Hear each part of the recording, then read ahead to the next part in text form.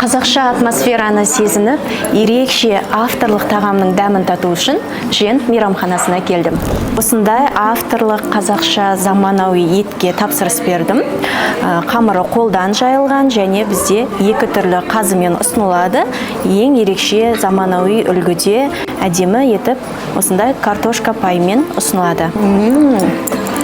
Және ең бастысы авторлық соуспен дайындалады.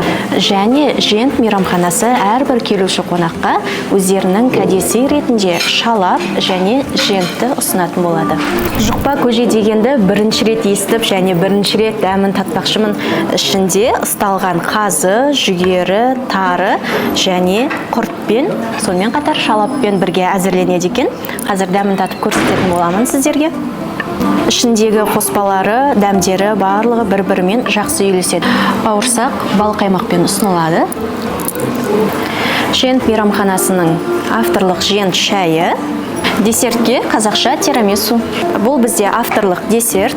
Бауырсақтарды қымызда боқтырып, бал қаймақпен және қызыл ірімшікпен ұсынады. Өте керемет десерт. Келіп жатсаңыздар, міндетті түрде дәм татып көріңіздер. Қымызда боқтырылған бауырсақ пен қаймақтың дәмі өте керемет үйлеседі. Қазақша атмосфераны сезініп, ерекше авторлық тағамның дәмін татқыңыз келсе, Жент мейрамханасына келіңіз.